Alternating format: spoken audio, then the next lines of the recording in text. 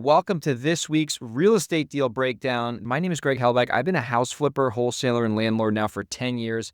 I've done well over 400 transactions in multiple markets. And the goal of this channel is to share with you what I've learned so you don't have to make the mistakes and you can learn from me through actual deals that I break down like this one, or through lessons that I teach, or through interviews that I do. So if you get value from this, do me a favor, like the video, subscribe to my channel. If you're listening to this on audio, if you could do me a solid, share the show with somebody else who you think would get benefit from this, or reach out to me and give me your feedback. That would be great. So without further ado, let's get into today's deal breakdown. This property was in Wilmington, Delaware, in a really good neighborhood. Wilmington is a little bit of an interesting place. Some areas are really cheap and not great. Other areas are really expensive. So you really got to know the market. And me and Brett have been investing there for, 3+ years, almost 4 years now, ever since he moved there. So we know the area pretty well. Anything generally at the right price in Newcastle County will sell. So I knew when we got this opportunity, we were probably going to be able to make money on this thing and ultimately help the seller. So how did we find the deal? We found the deal through these types of videos I always make on these videos. If you have a house in Delaware, or you have a house in New York, or you have a house in Seattle, and you want to wholesale it to me or with me, send me an email, greg@velocityhousebuyers.com. Turns out that works. So my buddy Blake sees my videos. He follows me online. He said, hey, I got a property in Delaware. Let's do the deal together. So he ended up giving us the lead, and then we went on the appointment. We sent Brett out there. Seller really liked us. He didn't shop it around. So he decided to sell us the property, and we didn't have to deal with any competition, which is awesome because usually Delaware is like wanted with competition. So that's always good. So we ended up agreeing to buy his property. I believe, let me get the numbers straight here.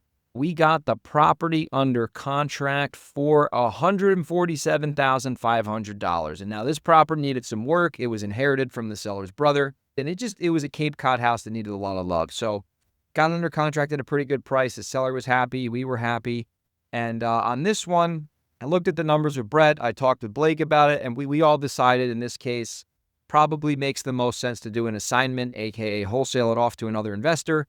So what I did was I took the property, got it under contract, got a bunch of pictures. I have a really good buyers list in Delaware, so I email blasted it out.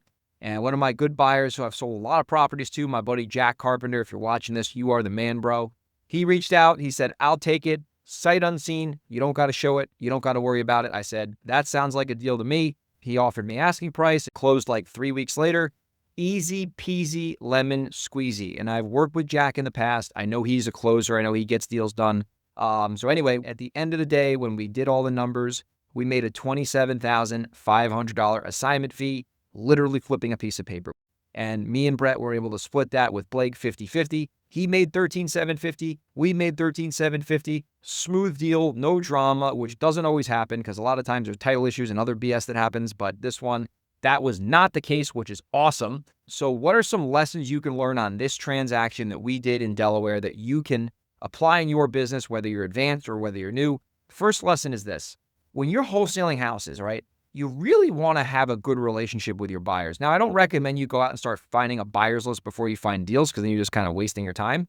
But once you do some transactions and you realize like maybe you're selling your deals to the same 3 or 4 people, it's so much easier to work with people you already know, right? Because you know they're going to close, you know they've performed, you have a relationship with them, you can just text them if you want. Like you don't have to worry about like them screwing you over. So if you're wholesaling houses, it's so much easier to sell to people who you already know, like, and trust versus going out and trying to find strangers to sell every single deal to. In our business, it's a little bit different because we do buy a lot of houses. We probably buy half of the houses ourselves and actually flip them or rent them, and then the other half will wholesale. But in this case, I had a ton of people who reached out to me about this property, and I put in my email, I will sell to the first person who offers me asking price. Jack happened to be that person. I've already worked with him, so it's just so much easier to sell to people you already know. Lesson number 2 here, you need to be a networker. You need to be a social media networker. You need to go out and tell the world that you're doing business in the areas you do business in. And you guys watch my podcast, you watch my YouTube channel.